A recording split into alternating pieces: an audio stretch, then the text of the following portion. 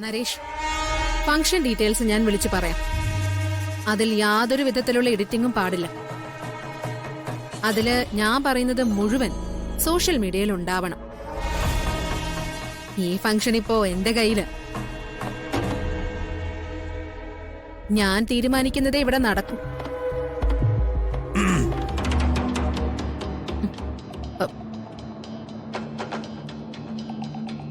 എന്താ? വീണ ഇപ്പൊ സംസാരിച്ചുകൊണ്ടിരുന്ന കാര്യം തന്നെ.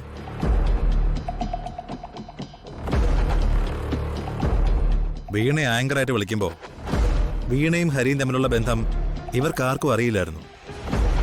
So what? ഇതെന്റെ പ്രൊഫഷൻ അല്ലേ?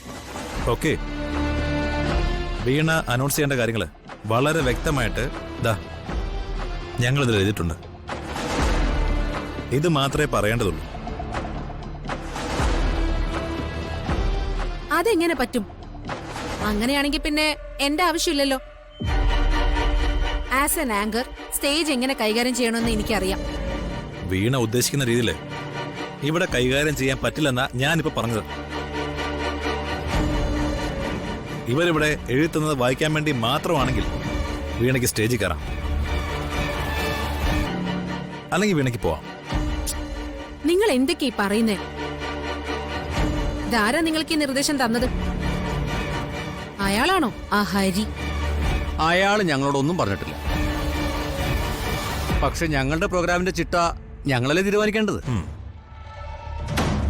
വീണ, ഒന്നെങ്കിൽ ഇവർ തന്നത് വായിച്ചിട്ട് ആങ്കർ ചെയ്യാം, അല്ലെങ്കിൽ താനില്ലാതെ ഇവർ ഈ പ്രോഗ്രാം കണ്ടക്ട് ചെയ്യും.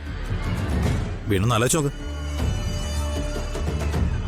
ഒരുങ്ങിക്കെട്ടി വന്നിട്ട് തിരിച്ചു പോകാൻ പറ്റില്ലല്ലോ. ഞാൻ വായിക്കാം. ഒരു പ്രൊഫഷണലിന്റെ വാക്ക് ഞങ്ങൾ മാനിക്കുകയാണ്.